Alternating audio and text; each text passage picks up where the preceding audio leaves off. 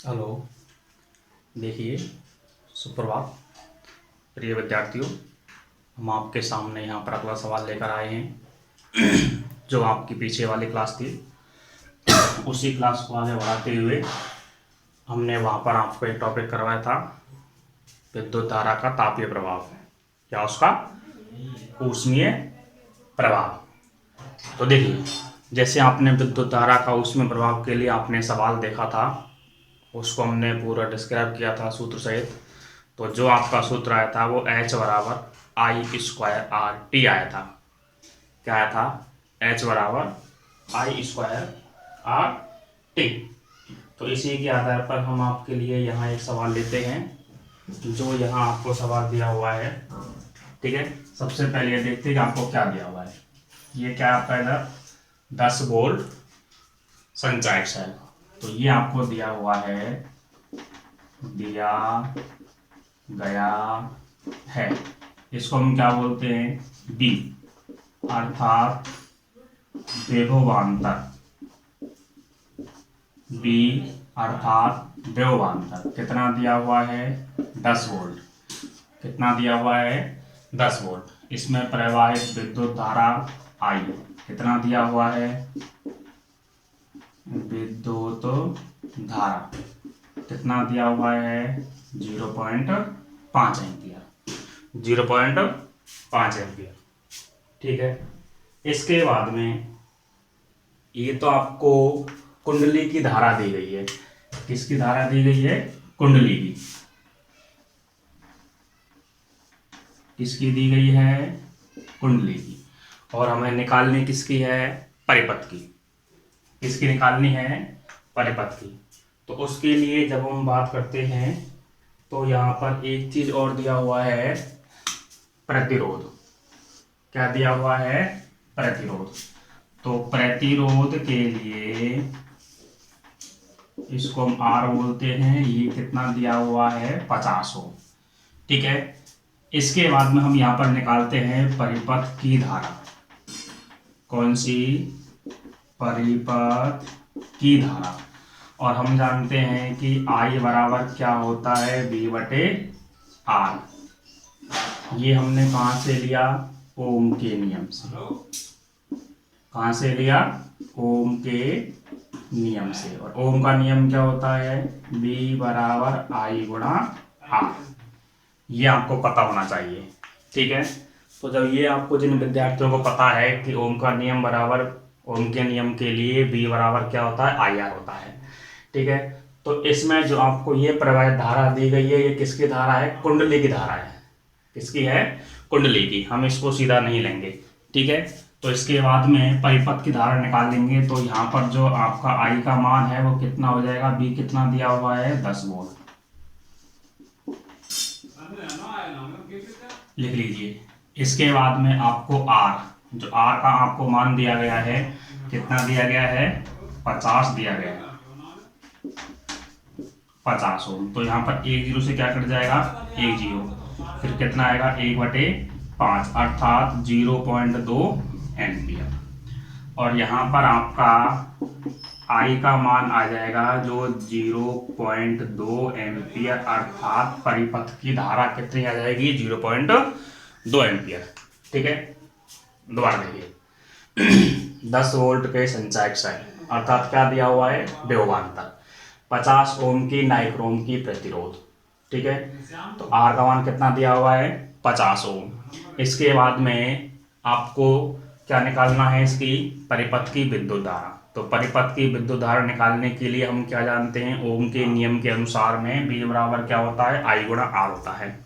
और जब B बराबर I गुणा R होता है तो हम इसमें इसको पक्षांतरण करने के बाद में विद्युत धारा I बराबर क्या आता है? B बटे R। ठीक है, इसके बाद में हम जब यहाँ पर बात करते हैं, और ये जो आपको 1 घंटे तक का जो समय दिया हुआ है, कितने का समय दिया हुआ है? 1 घंटे का। अभी हमें समय से यहाँ पर कोई मतलब नहीं है। ठीक है, समय को आपको ध्यान में नहीं रखना है, केवल आपको सवाल देखना है। ठीक है, सवाल में भी समय दिया हुआ है, 1 घंटे तक धारा प्रवाहित की जाती है, तो वो अभी हमारे कोई काम नहीं आएगी। ठीक है, इसके बाद में हम जब यहाँ पर देखेंगे, ठीक है, तो यहाँ पर हम इसको मिटा देते हैं। ठीक है, इसका फिलहाल यहाँ पर कोई काम नहीं है। जो हमने हमारी विद्युत धारा निकाला है वो हमने यहाँ पर निकाल लिया है। देखिए 10 वोल्ट के विभवांतर V बराबर 10 वोल्ट, ओम 50 ओम, आई निकालेंगे तो V बटे R कितना आ जाएगा 0.2 एम्पियर। इसके बाद में हम जानते हैं कि यहाँ पर आपको जो T दिया हुआ है, T क्या दिया हुआ है समय, यहाँ हम T लिख लेते हैं, T को हम क्या बोलते हैं समय। ये कितना दिया हुआ है 1 घंटे। ठीक है, जब ये आपको 1 घंटा दिया हुआ है, इसको हम सेकंड में बदलेंगे तो 60 गुणा 60 बराबर कितना हो जाएगा 3600 सेकंड। क्योंकि आपको ऊष्मा में हमने समय को किस में लिया था, सेकंड में लिया था। किस में लिया था, सेकंड में लिया था। अब इसके बाद में हम जानते हैं कि ऊष्मा का जो आपको सूत्र दिया हुआ है, किसका, ऊष्मा, जो H हम बोलते हैं, इसका क्या है I² गुणा R गुणा T। अब यहाँ आप देखिए कि आपको क्या क्या मान दिया हुआ है और क्या आपको मान नहीं दिया हुआ है। तो I 0.2, R 50, T 3600। T कितना दिया हुआ है 3600। तो इसके बाद में हम जब यहाँ पर इसका मान निकालेंगे तो इस मान को निकालने के लिए हम इसको यहाँ पर हल करते हैं। तो H बराबर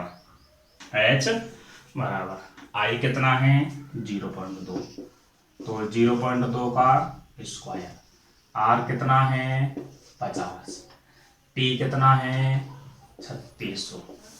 ठीक है, इसके बाद में जब 0.2 गुणा 0.2 करेंगे तो कितना आएगा 0.4 आएगा। देखिए इधर का देख लीजिए, 0.2 गुणा 0.2 बराबर कितना आता है 2 दूनी 4 और 0, फिर 0 0, 1 पॉइंट कितना आएगा 2 पॉइंट के बाद में, तो इसका मान कितना आएगा 0.04 गुणा 50 गुणा 3600। और जब हम इस संख्या का गुणा करेंगे तो यहाँ पर जो आपका मान आएगा वो आएगा 7200। और ऊष्मा का मात्रक क्या होता है, जूल होता है। क्या होता है, जूल। यहाँ लिखेंगे H बराबर 7200 जूल, अर्थात 7200 जूल। और यहाँ पर हम क्या लिख देंगे, अतः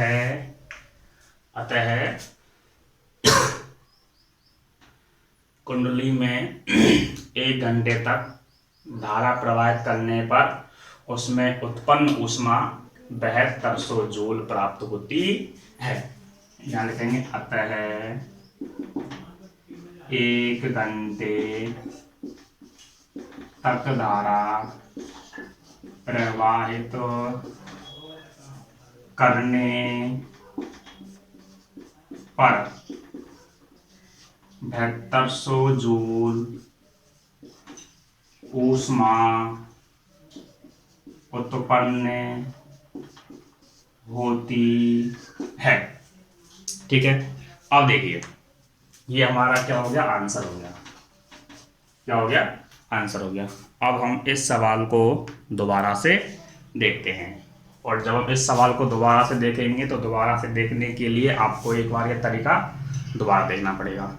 ठीक है, सबसे पहले आपको ऊष्मा का सूत्र याद होना चाहिए कि आपको ऊष्मा का सूत्र क्या है और उस सूत्र में आपसे पूछ क्या रहा है और आपको दिया क्या हुआ है। ठीक है, ये हमारा ऊष्मा का क्या होता है, सूत्र होता है। ये हमारा क्या है, ऊष्मा का सूत्र। इसको हम लिख देते हैं सूत्र से। ठीक है, तो जब आपको ये ऊष्मा का सूत्र आपको दिया हुआ है और ऊष्मा के सूत्र के कारण हमें याद करना है कि यहाँ आपको V दिया हुआ है, समय दिया हुआ है, प्रतिरोध दिया हुआ है। पहले I निकालेंगे ओम के नियम से और फिर इस सूत्र में इसका मान रख देंगे, और जब सूत्र में मान रख देंगे तो यहाँ देखिए I की जगह I रख दिया है, स्क्वायर की जगह स्क्वायर है, 50 R का मान रख दिया है, 3600 हमने यहाँ सेकंड रख लिया है। इसका सबका जब हम गुणा करेंगे, इसको हम कैसे खोलते हैं इसको देख लीजिए। 0.2 गुणा 0.2 जिसका मान आएगा 0.04। इसका जब हम 50 से गुणा करेंगे तो कितना आएगा, 2 आएगा। देखो 5 20 0, फिर 2 संख्या हट जाएगा तो क्या बचे, केवल 2 बचेगा। 2 का गुणा करेंगे हम किससे, 3600 से, तो कितना आएगा, 7200 आएगा। इसके बाद में हम इस सवाल को यहीं पर छोड़ते हैं। आपका सवाल पूरा होता है, इसको उतार लीजिए। फिर इसके बाद में हम एक विद्युत शक्ति का टॉपिक यहाँ पर लेंगे। उतार लीजिए, अर्थात इसका एक स्क्रीनशॉट ले लीजिए जिससे आपको भी दिक्कत नहीं हो। ठीक है, तो हम यहाँ पर इसको मिटा देते हैं। आपने उतार लिया होगा या आपने मोबाइल में अपना स्क्रीनशॉट ले लिया होगा। ठीक है, तो सभी विद्यार्थियों से ये अनुरोध है कि जो भी आपको सवाल करवाए जा रहे हैं इन सवालों को जरूर कर लें, क्योंकि ये सवाल ही आपके इम्पोर्टेंट होते हैं और सवाल ही आपके अत्यधिक मात्रा में काम आते हैं, जो आपको इनमें नंबर नहीं करता है। सवाल ही आपके बहुत सीधे होते हैं, लेकिन हमें केवल तरीका याद होना चाहिए। और तरीका आपको कब याद होगा, जब आपको इसका सूत्र याद होगा और आपको क्या दिया हुआ है, क्या आपसे पूछ रहा है। तो ये सभी चीज़ें आपको यहाँ पर पता होना चाहिए कि सवाल में क्या दिया हुआ है, क्या आपसे पूछ रहा है। ठीक है, और ये कब पता होगा, जब हम सवालों को बार बार इसकी प्रैक्टिस करेंगे। ठीक है, अब यहाँ पर हम अगला टॉपिक लेते हैं, विद्युत शक्ति।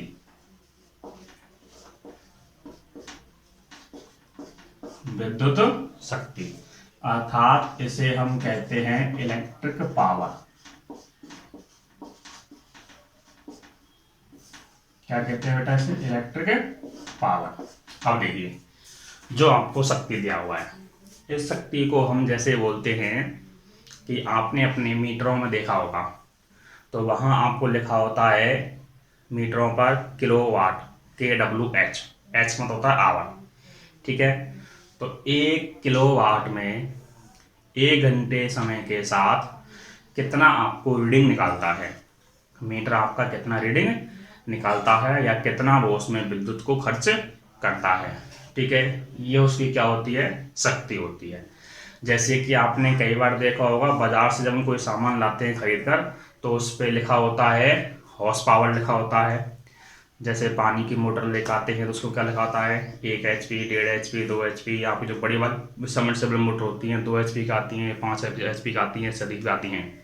ठीक है, तो इन सभी को HP जो आपका होता है वो हॉर्स पावर होता है, जो उसकी क्या शक्ति का मात्रक है।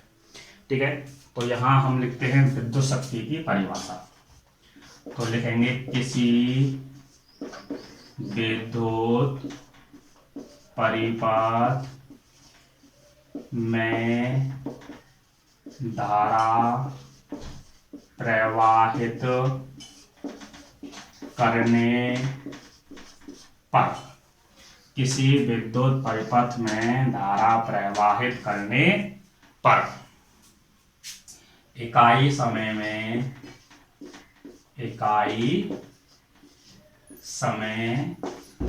में या हम इसको बात करते हैं प्रति सेकंड। क्या बात करेंगे इसको, प्रति सेकंड। ठीक है, में किया गया कार्य शक्ति कहलाती है। शक्ति कहलाती है। ठीक है, क्या कहलाती है, शक्ति कहलाती है। तो यहाँ जो आपकी विद्युत शक्ति कहलाती है या शक्ति कहलाती है, यहाँ पर हम विद्युत शक्ति का सूत्र लिखते हैं, किया गया कार्य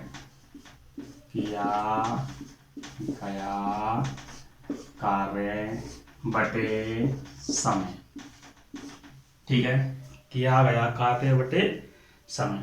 और यहाँ पर हम समय को किस में लेते हैं, सेकंड में लेते हैं, ये आपको याद रखना है। ठीक है, अर्थात जो आपका समय होगा, ठीक है, प्रति सेकंड के हिसाब से आपको ज्ञात करना होगा। अब देखिए, विद्युत शक्ति को हम किससे लिखते हैं, पावर। अर्थात P, किया गया कार्य W बटे समय को किससे लिखते हैं, T से लिखते हैं। ये आपका यहाँ पर पहला सूत्र निकल करके आता है। और ऊष्मा के नियम के आधार पर हम जानते हैं कि W का जो पहला वाला मान निकला था, W का जो आपका मान था V गुणा I गुणा T बटे T, तो यहाँ आपका T से T कट जाएगा। इसके बाद में हम इसको आगे चलते हैं, P बराबर V I बटे T तो आपका कट चुका है, एक आ जाएगा, ठीक है। या P बराबर बी आई भी हम इसको कह सकते हैं, P बराबर बी आई। अब यहाँ पर हमने जो मान रखा है इसको हम इधर रख लेते हैं कि W बराबर V गुणा I गुणा T ऊष्मा से, ठीक है। और B बराबर I R, ये किससे है, ओम से या ओम नियम से, ठीक है। ये हमने यहाँ पर लिख दिया है। अब हम यहाँ पर B का मान क्या रखेंगे, IR रखेंगे, तो आपकी शक्ति जो P है वो क्या निकल जाएगा, ठीक है। देखिए I गुणा R गुणा आपको I, अर्थात I का गुणा I से करेंगे तो I स्क्वायर गुणा R, ये यहाँ पर आपकी क्या निकल जाएगी, शक्ति निकल जाएगी। P बराबर I स्क्वायर गुणा R, यही आपको सूत्र इसका निकालना है, किसके लिए, शक्ति के लिए। इसके बाद में हम जब इसके लिए किसकी बात करते हैं, इसके मात्रक की या इसके सूत्र की याद करते हैं, ठीक है। तो एक बार इसको दोबारा देखते हैं। किसी विद्युत परिपथ में जो आपके घरों में कनेक्शन दिया हुआ है उसमें धारा प्रवाहित करने पर प्रति सेकंड, ठीक है, या इकाई समय में किया गया कार्य जो आपका होता है उसे क्या कहते हैं, हम शक्ति कहते हैं, ठीक है। विद्युत शक्ति बराबर किया गया कार्य बटे आपका क्या हो जाएगा, समय हो जाएगा। कार्य को किससे लिखते हैं, W से, शक्ति को किससे लिखते हैं, पावर से, P से, समय को किससे लिखते हैं, सेकंड से, टाइम से, ठीक है। तो P बराबर BI, जो यहाँ आपको दिया हुआ है P बराबर BI T और T बटे T से T कट गया, क्या बच गया, BI बच गया। या हम सीधा W का मान क्या लिख सकते हैं, आवेश गुणा विभवांतर, आवेश गुणा विभवांतर। तो उसके नियम के अनुसार में Q बराबर क्या होता है, I गुणा T होता है, विभवांतर क्या है, B बराबर क्या होता है, IR होता है। तो वहाँ आपका क्या आया था, I स्क्वायर RT। देखिए ऊष्मा में H बराबर क्या आया था, I स्क्वायर RT, और यहाँ T का भाग देना है तो T से T कट जाएगा, H बराबर क्या आ जाएगा, I स्क्वायर R। लेकिन यहाँ H किस में बदल गया है, अब बताइए, P में, तो P बराबर क्या हो जाएगा, I स्क्वायर R। आप इसको सीधा इस तरीके से भी निकाल सकते हैं, ठीक है। ऐसा इसमें कुछ भी नहीं है कि ये हमने डायरेक्ट क्यों नहीं निकाला, आपने ये इसको घुमा करके क्यों लिख दिया, क्योंकि आपके किताब में ये सीधा नहीं दिया हुआ है, अर्थात ऊष्मा के आधार पर हम इसको निकालेंगे। बाकी आप इसको ऐसे भी निकाल सकते हो। फिर हम लिखेंगे यहाँ पर ऊष्मा के नियम से ये आ जाएगा, ये आ जाएगा, इसमें भाग दे देंगे, इसके बाद में ये कट जाएगा, ये माना जाएगा, इसको हम कह देंगे। अतः है यहाँ पर H को, ऊष्मा को पावर से लिखा गया है, ठीक है। और ये हमारे तरह की किताब में दिया हुआ है, तो दिक्कत ही नहीं है। ये भी आपका बहुत ही सिंपल है, सीधा है, इजी है, ठीक है। तो इसमें भी किसी विद्यार्थी को परेशानी नहीं आनी चाहिए। उतार लीजिए इसको। फिर हम क्या है कि इसका मात्रक निकालेंगे, क्या निकालेंगे, इसका मात्रक निकालेंगे। और जब हम इसका मात्रक निकालते हैं, ठीक है, तो मात्रक के लिए आपका जो पहला वाला सूत्र दिया हुआ है, पहले आप ये उतार लें, उसके बाद में हम आगे चलेंगे, ठीक है। तो यहाँ पर आगे चलने से पहले हम इसको मिटा देते हैं। उतार लिया हूँ। आपको केवल एक ये सूत्र याद रखना है, P बराबर I स्क्वायर R, और आपको ये लिखना है। ठीक है,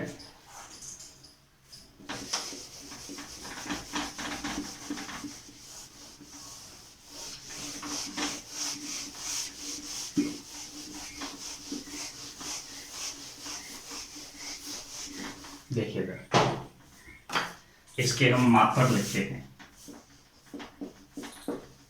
मात्रक,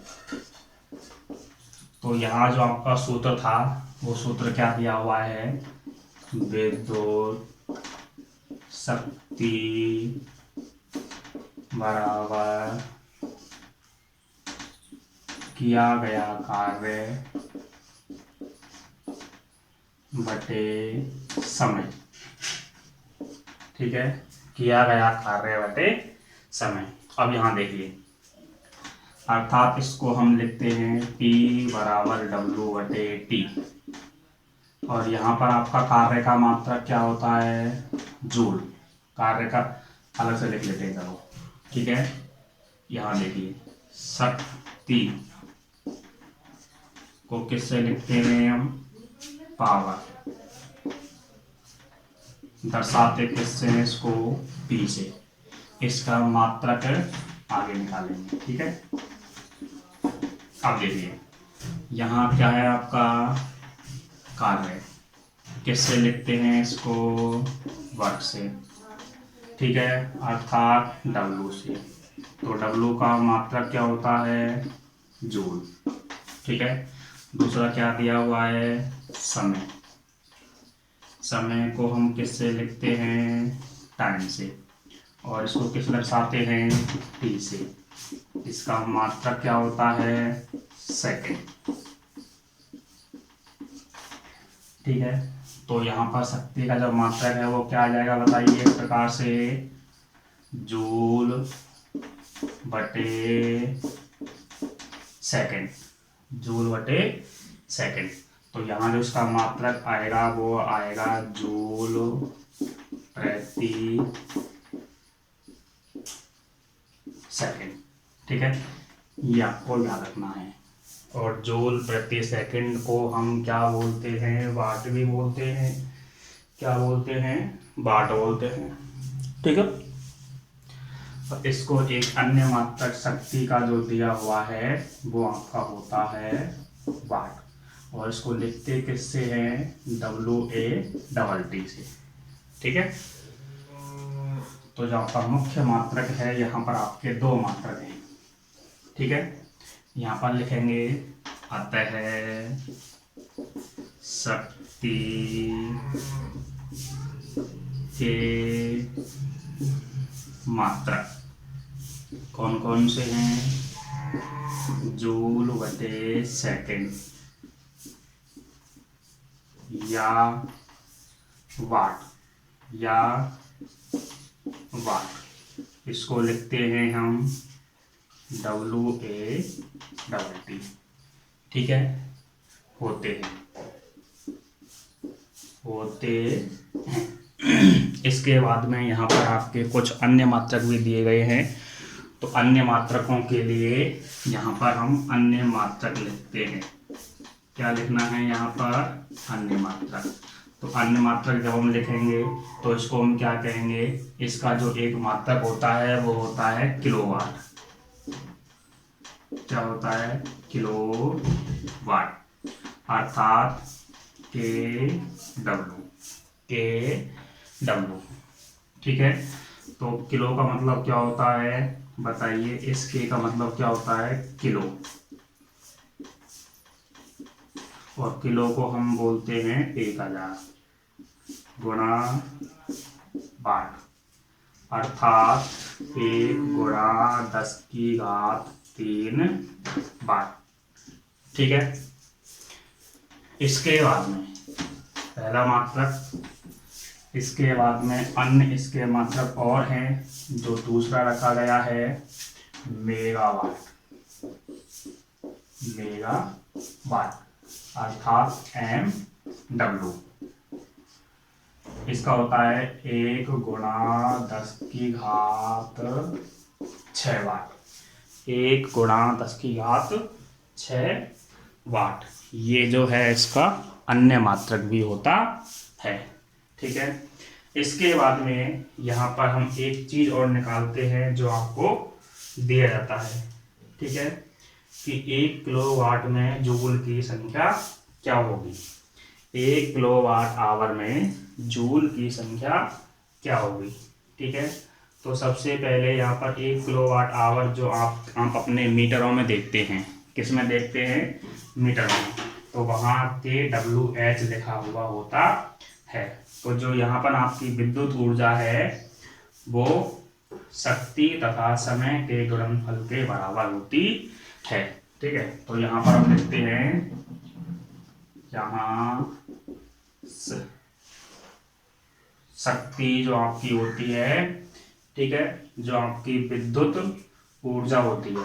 ठीक है, यहाँ पर जो आपकी विद्युत ऊर्जा शक्ति व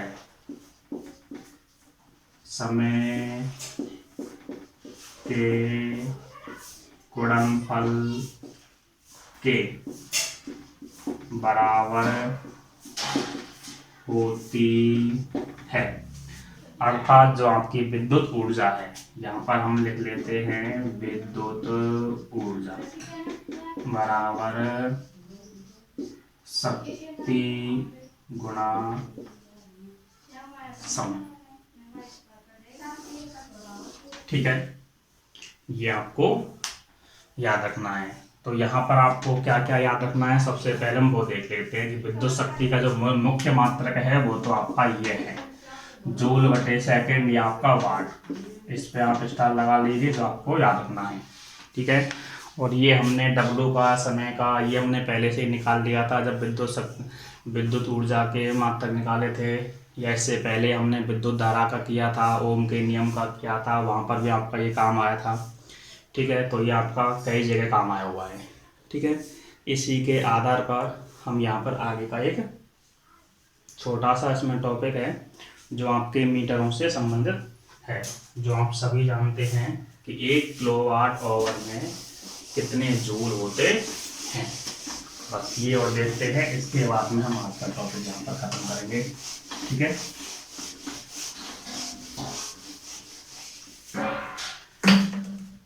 देखिए 1 किलोवाट आवर में जूल की संख्या होगी या ज्ञात करिए। तो ये आपका क्वेश्चन भी कह सकते हैं इसको।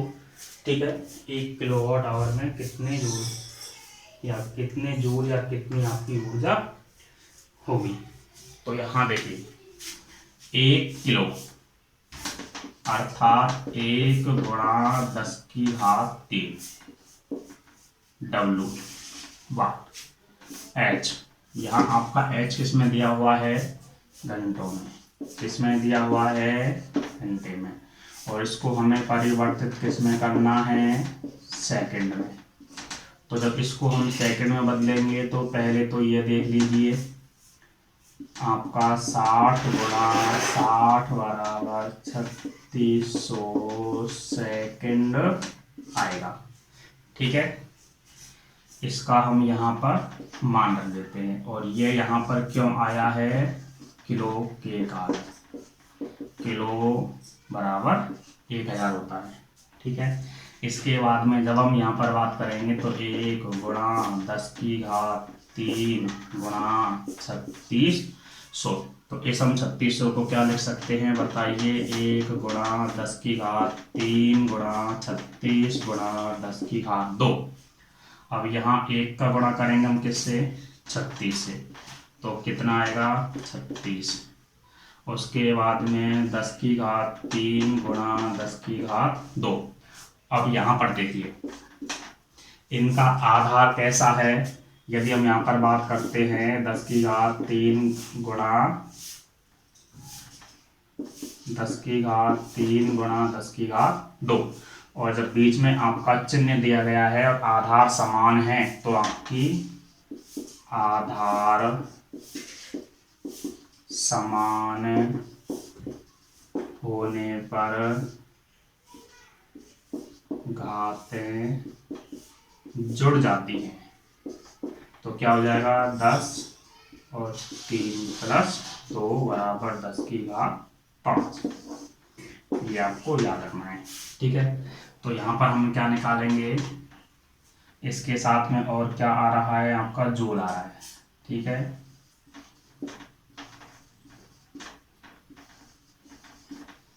अर्थात यहाँ आपका क्या मान आ रहा है, W आ रहा है, हम जूल भी कह सकते हैं, या हम इसके साथ में गुणा को हम यहाँ W भी कह सकते हैं।